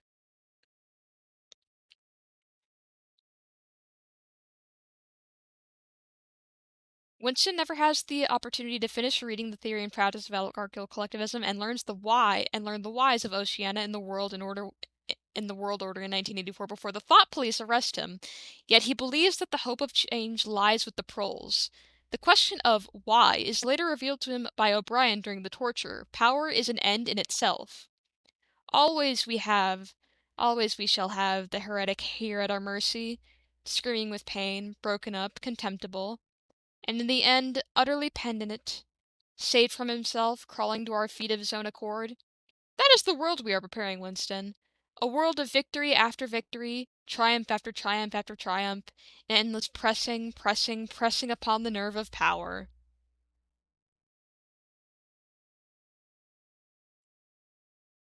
Smile. Your big brother is here, that's right. Let me turn that sound off if I can. Yep. So because they were so wealthy and now they're in this position of huge power, they look out for themselves. They look out for themselves and their cronies. So they're going to make rules and they're going to rule in a way that is good for the very, very wealthy. And that's not, if you think about society as being sort of a triangle where the richest are at the very top, but there's very few of them, and the majority of people are at the bottom without money and without power, it's not really fair for just the people at the top to be making all the decisions in their own best interest and their own benefit, and then like the majority of the people who are in the middle and the bottom are left out of the government, are left out of the rulemaking. Not good, but that's how it was during this particular period in ancient Greece. And unfortunately, you can kind of see that happening around the world, including in our own country, where corporations with a huge amount of money and certain families that have consolidated a lot of money and a lot of power are making the decisions that impact all the rest of us, in terms of healthcare, in terms of voting rights, in terms of everything, pollution, everything. So, you hear about, if you talk about Russia, for example, Putin, he and his oligarchs, who basically he's like a mob boss that has a bunch of, corrupt cronies. All right, those are the oligarchs that you hear about, that are running Russia, Putin and the oligarchs. So it's not Mm-hmm. good. It is well, in Russia's case, it's like it is organized crime It's transnational organized It crime. is organized So, crime. That is so what that like I said, is. nowadays this word definitely has a very, very negative connotation. It's bad. It's bad when a country is run by oligarchs. Um, It was bad back but then, the too. ancient Greek oligarchs, the word didn't have the bad connotation that it does have now. Because even though they were looking out for their own interests largely, they also were doing some good things for their own polis. Likely They were story. providing leadership. You have to have somebody, making the decisions. They did Likely foster fucking civic story. idealism, so they were trying to get people to care about their polis and to be involved in the polis.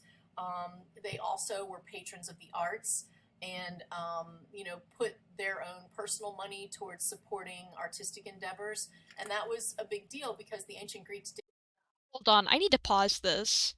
She says they encouraged pride in their own polis, like that's a good thing. Like that, like okay, they were an oligarchy, but they weren't like evil. Did you know that in 1984 the party tries to inspire pride within its people, within the outer party? Because if you have pride in your own country and in your state, that means you are more likely to listen to outlandish things that your leader might say. That's bad. Still evil. Nice motivation, still murder. Anyway.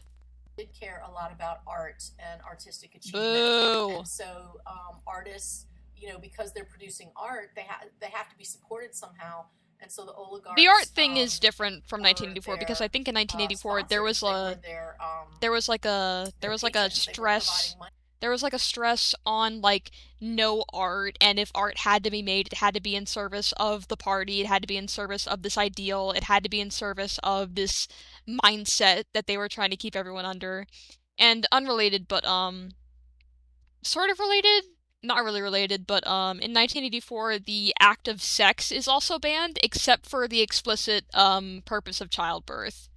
People are not allowed to have sex for pleasure or anything like that. It is just for making babies, and that's it. Which is really weird. Just like that's a weird thing to include in your book, but I digress. Anyway, the arts thing is good. I wish we I God I wish God I fucking wish we had focus on the arts, and we kind of don't. And anyway. Money, to the artists in order to live on while they were producing these beautiful, amazing works of art, which are still in museums and still studied and still enjoyed even now, thousands of years later. So they did do that. Now, sometimes you also had the rise of tyrants. And again, tyrants in modern times, that is a very bad thing to be called a tyrant. But at certain points in ancient Greek history, tyrants might be necessary. Um, and so the way that a tyrant would come to power is if there were some sort of extreme situation going on, and there were, within a polis, you could have some dramatic problems because you had the concentration of population with more people with less land, and that can lead to a lot of economic stress, anxiety, and conflict. And so sometimes the tyrants would rise to power to kind of quell this, kind of keep the unrest settled, and kind of maintain peace within the polis. And so the tyrants did not have to come from extreme wealth. So that was kind of an interesting thing. If someone had the right leadership potential, even if they had worked their way up through the military, let's say, or even if they were poor but had managed to make some smart business decisions and whatever. So it did actually allow social mobility. It did allow some more representative government in the sense that somebody from the lower levels of society, unlike the oligarchs who only came from the very, very wealthy families, Tyrants could come from the middle or lower levels of society. Um, Now, So evil. the problem with the tyrants, they were supposed to come in and on a temporary basis take control in order to fix things, but then they were supposed to step out of power. But human nature being what it is, a lot of people are corrupted by having that kind of absolute power. And it takes a really strong person to resist the opportunity to stay in power once they've had it. I think of somebody like George Washington as our Let's first president. shut He up did such a about great job and was George such a hero, and Washington. people really admired him that they wanted him to stay on. They wanted him to stay president longer, and he understood the temptation to do that, and that it was wrong, and that it would lead to a very bad precedent, and so he refused to do it. And he showed us what a good leader does. You come in, you do your best, and then you step down. So he, even though they tried to basically try to make him a king almost, George Washington said no. No, that's not what this new country is all about. that's Anyway, that's not tyrants how do that, democracy works. and that's why they're um, evil. so unfortunately, I think the reason that these tyrants, that this word over time came to be a very bad thing, is that the tyrants who were supposed to come in, temporarily fix things, and then step down, they started refusing to step down. They That's started why they're taking evil. over and refusing to step down, refusing to relinquish power. Also, they started to try and make themselves into political dynasties, trying to force their own sons and grandsons, or That's where or the evil bit brothers, comes or in. nephews, to take over after them and create sort of this dynastic line, which again, that's not what it was supposed to be. That is where the um, evil part comes in. and if they didn't have suitable heirs to take over, some of them tried to create political alliances and kind of handpick their, who would come after them. That's not how it was supposed to work. The people were supposed to make these decisions. So, because of that, because of some of these tyrants' inability to do what they were supposed to do, which is come in, temporarily fix things, and then step down, that's why the word tyrant has such a negative connotation nowadays, and it carries all of those negative connotations of seizing power, consolidating power, refusing to let go of power, and um, trying to make your power permanent, trying to pass the power to your chosen successor, whether it's your own child or somebody closely affiliated to you. That is why tyrant has a totally negative connotation nowadays. And if somebody is called a tyrant now, it's definitely a very bad thing. It's nothing positive about it. It's Wow. These people did these things, and a lot of them manipulated their own power, and a lot of them were evil. I wonder why this word that was used to refer to people who did evil things has a negative connotation. I don't understand the logic of, well, back in these days it didn't have that connotation yet, and there were still some people who didn't do that, so it wasn't completely a bad word. Yes they were. They were evil. You put a guy in a position of power, he's gonna turn evil. That is just what's gonna happen. The tyrants who didn't do that were outliers and should not be counted. Anyway, bad now. Okay. Another term that you should know from this wow, it's time such a period would wonder be why this hoplites. word has such a Okay. bad connotation. These were not rulers, It's these were such a soldiers. it's such a These were fucking foot soldiers wonder. that came from working class backgrounds, so from middle and lower class families. And they were organized, the Greek hoplites, they were warriors, and they were organized into something called a phalanx. Okay, I should write that. Phalanx.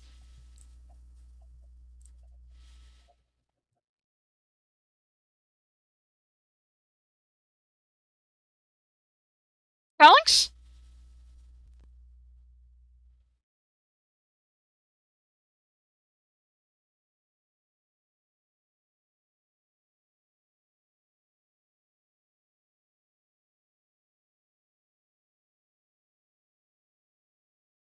Phalanx. Phalanx. Oh my god, hold on.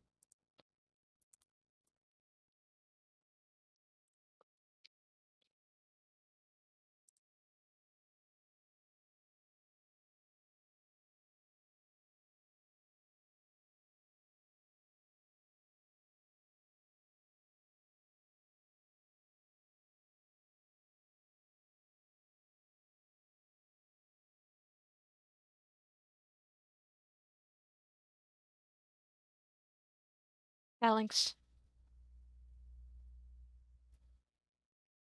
This is what these guys are named after.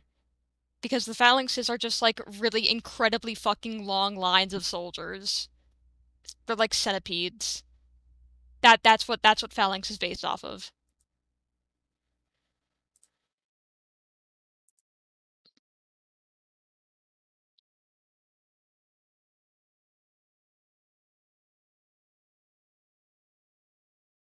Phalanx.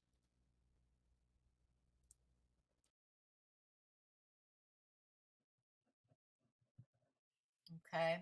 And these phalanxes, the way that the phalanx was organized, the hoplites, they would carry a long spear. They would also have a shield, a body shield, and then body armor. And when they were organized into these phalanxes, they could use the shields to kind of create a wall all the way around the phalanx and on top of the phalanx, almost like a turtle shell. Okay, and then sticking out in the gaps, the openings between would be these long spears, so like a porcupine, you know. So they could then march forward almost like a human tank that had a protective outer shell, and yet also had these weapons sticking out from that. Okay, so it was a very effective organization for battle, and they could move quickly. They were on foot. You know, in battle situations, they could be reorganized and dispatched in various ways. So it was a very effective battle formation. So now let's talk a little bit about colonization, which was another one of those big three things that were, you know, big developments in Greek culture that happened during this time period. So in terms of colonization, you know, when the Greeks spread out and had these new colonies, um, it was largely driven by the fact that the individual polis was becoming overcrowded, and so once it reached kind of maximum capacity, it would kind of force them to, okay, we got to spread out a bit here. And so they would then start these new colonies where they would have more land and more space.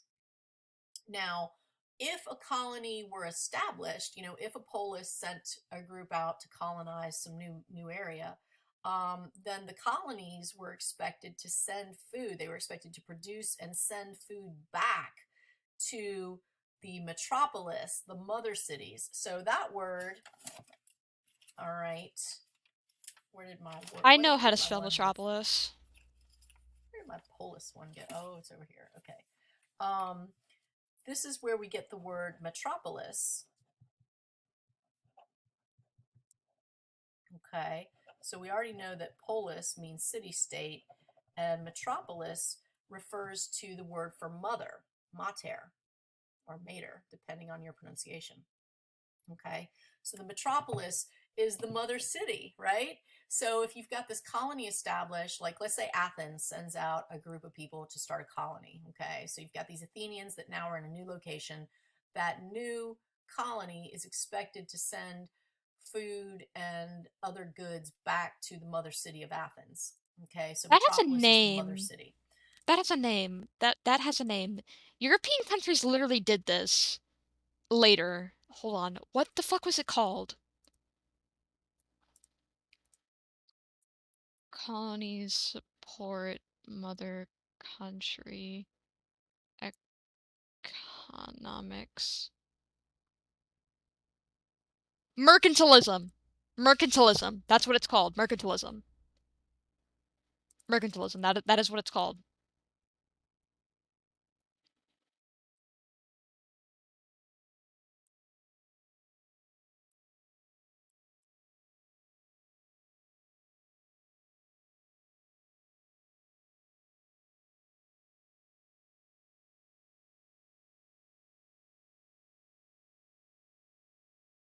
That word. This refers to the economic system in which mother countries make colonies and then they ask for resources from those colonies, and that's basically it. I don't know why she didn't just refer to it using this word since it's a it's a documented phenomenon. This is like what most European empires were built off of, I think. I learned this in like middle school, I think. I think I learned this first around the time that we were learning about like the age of exploration and all that stuff. So like, yeah, that is what that's called. It's really fucked up that they did this, but it did happen. So this was something that the Greek city-states did, and so there were all kinds of colonies established by all different, lots of different polises, in order to then have more space and also more food being produced for the mother city. Okay. Now, there were two really, really important city states, that came to extreme dominance, and they were rivals. They were bitter rivals. And these two city states were Athens and Sparta. This is Sparta. So Okay, so true. I'm sure you've heard of Athens. It's still the capital of Greece. And Sparta, you've heard of because of like the movie 300, if nothing else. All right. And also, there are a lot of American university sports teams. Like my mom went um, to Michigan State University. They were the Spartans. They're what do you call it? There's what's that called? Their mascot. Okay. So you do still see references to Spartans. So let's break them down. Let's talk about them specifically, and we'll start with Athens, the Athenians. So they were of the Ionian tribe of ancient Greeks, and they were very progressive, They very were forward thinking, scholars. smart and looking to the future. They were extremely democratic. They cared a lot about democratic ideals, about people, being able to vote and have representation. They introduced the concept of paying public servants, so that basically all classes could afford to participate. Now, some of you may think, well, if you're Oh, going to go living into public wage. service, it should be to serve the public. It shouldn't be to make money. And I agree with that. I agree with that completely. You shouldn't go into public service to get wealthy, okay? So a living To wage. You make paid them a living money off wage. of your public service, because then it's not public service, it's self service, right? Okay? That's corrupt. So I get that. But you also have to think about, if there isn't some sort of paycheck attached to public service, then only the very wealthy can afford to do it, because poor people and middle class people, they've got to support themselves, they've got to support their families, they have to have a way to make money. They're not independently wealthy, so if they're not making a paycheck doing what they're doing, they can't do it. All right. So for that reason, I do think that the Athenian idea was right, that there should be a salary so that even people from lower and middle class could afford to do public service. But I also think it's really important to block corruption and lobbying and things like that, so that you're not becoming wealthy off of public service, because then again it's No one is self-service. getting um, wealthy so there should be really strict getting laws, minimum wage preventing working at that. McDonald's. Don't worry about that. So the way that they were organized, the Athenian government, they had a weak executive. So in other words, like what we would consider the executive branch, like for us would be like the president. Okay, that they kept that weak. They wanted that to be weak. They wanted the legislature, the legislative branch, they wanted that to be very strong. So for us, that would be like the House and the Senate, the Congress. Okay, the people who make the laws. They wanted the people who make the laws to be very strong. They had a very open system. Now I'm going to talk about some names. I'm going to give you three names that were pretty important during this time period. The first one is Draco, Draco. Okay, and Draco is famous for creating very strict laws. And in fact, his name is where we get the term draconian. And nowadays, if we say that something is draconian, it's not good. We're saying that it's too strict, it's overly strict, like severe, harsh, very harsh, strict laws, like things like, you know, being put in jail for 50 years because you stole a loaf of bread. That's draconian. That is too strict. That's too harsh. The punishment is too much for the offense. Okay. So, okay. But it's a little bit unfair to Draco because he actually there were some aspects of the laws that he codified that were good, that were important. One is that they were not arbitrary. So, in other words, the same law was applied to everyone, which is fair. You know, you should have the same set of laws for everyone. If you cause somebody to die by negligent homicide, you should go to jail. If you cause somebody negligent, then you should go to jail. It should be consistent, right, for everybody. So he did do that, and he also He did do that. made sure that these laws were not secret. Because if you're doing something that you don't even realize that they made a law about, now I'm not saying ignorance of the law, I'm Good saying night, if they're Aster. like secretly making up stuff that they can then hold against you, that's not fair. That's not right. So Draco at least prevented that kind of stuff. So he does deserve props for that. But unfortunately for him, his name Draconian gave us Draconian, which is too harsh, too strict. You've also got a guy named Solon. Okay. And Solon was also a great reformer, great law reformer. Okay. And some of the things that he's known for, number one, he abolished debt slavery. And that's important. Think about that. Good night. Excuse me. Debt slavery means if you can't pay a debt, if you've, racked Oh, I up thought you debt that said you death can't pay off, slavery they throw you in for a jail. second. That's not good. That's not fair. How are you going to work it off? How are you going to ever pay for it if you're in jail? You can't work. You can't earn money. Um, so that's unfair. We sort of have an issue with that in our system as well because we have things like, unfair bail and if you can't afford to pay the bail, even if you're innocent but you're accused, you're stuck in jail. That's not fair. That's not right. So we sort of have that that needs to be dealt with. He guaranteed a free peasantry, so just because you were poor didn't mean that you were, enslaved. Didn't mean you were um, uh, could be held captive and forced to do labor by the state, the city state. And he overhauled the judicial system. So Solon is seen as a great reformer, as a good guy. And then you've got a guy named Cleisthenes. And what he does is he reforms established democracy. And he kind of got everybody under control. It wasn't so that the wealthy were running things. He made it so that it really was a participatory democracy. All levels were represented and participating. So that's a good thing, too. Okay. Now, let's talk about how women were treated in Athens. Now, this is going to be a little bit surprising and a little bit counterintuitive because I said that, the Athenians were very forward thinking. So, if they're progressive, you would think, oh, well, then women must have really good rights in the Athenian system. Actually, no. No. They were kept in seclusion in the home. Okay.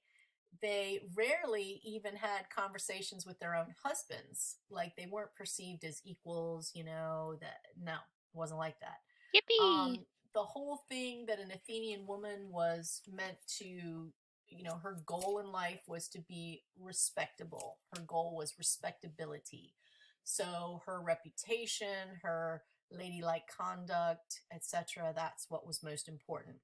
Your job as a female was to get married, stay indoors, have children, oversee the household, make sure that all the domestic stuff was taken care of, and kind of manage the servants if you had any, and perform all the domestic chores, cleaning, cooking, etc.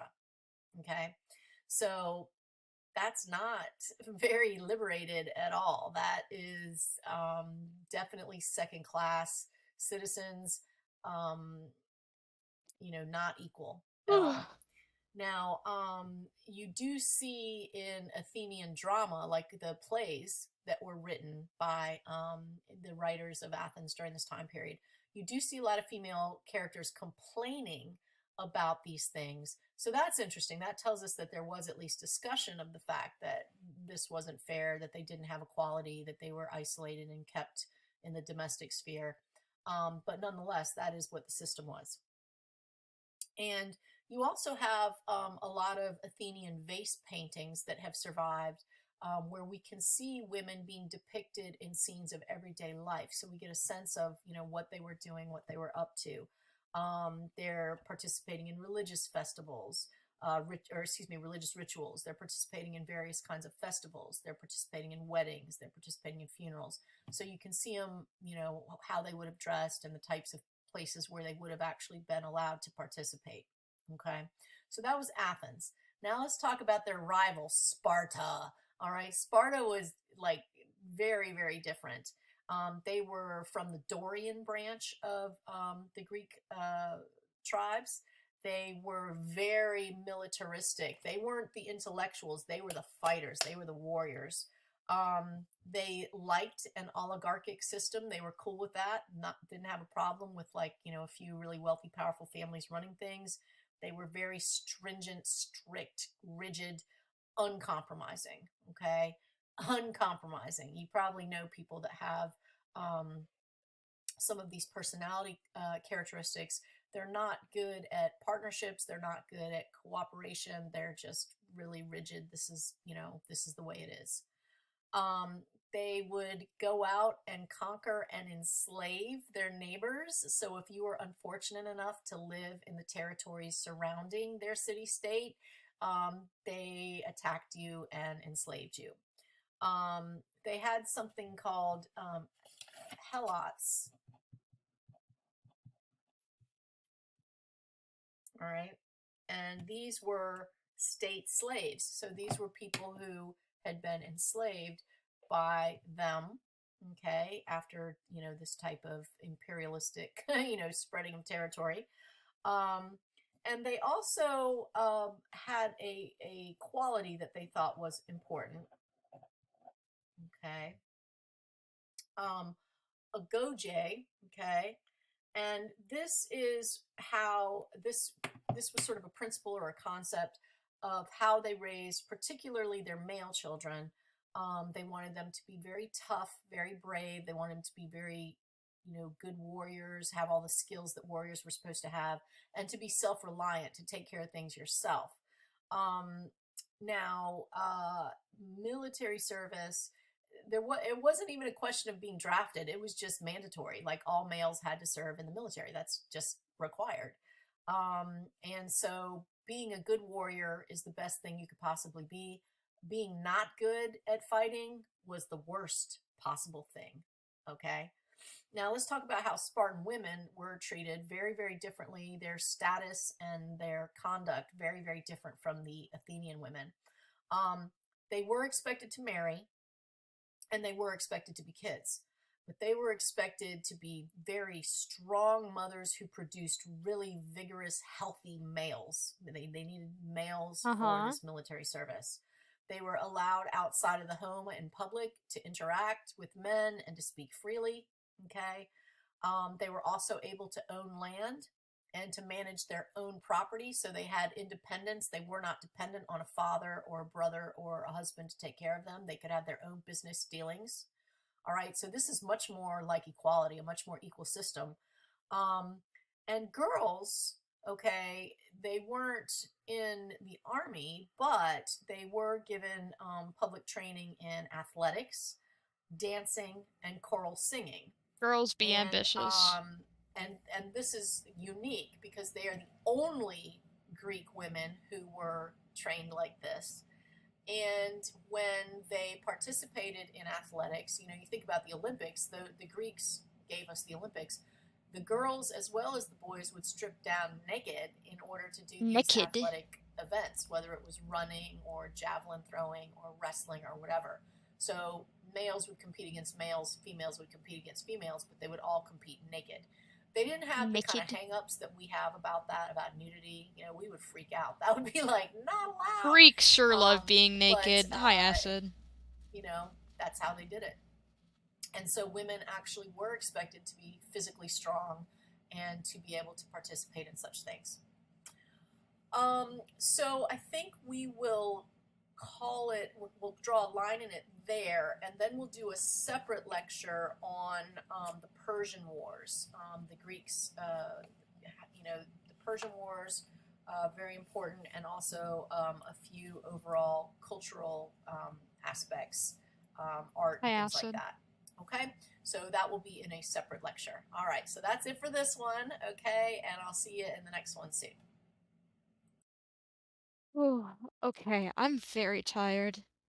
I've been going for 2 hours. I'm gonna stop streaming. Maybe I'll stream some more of this later because I have a lot to get through.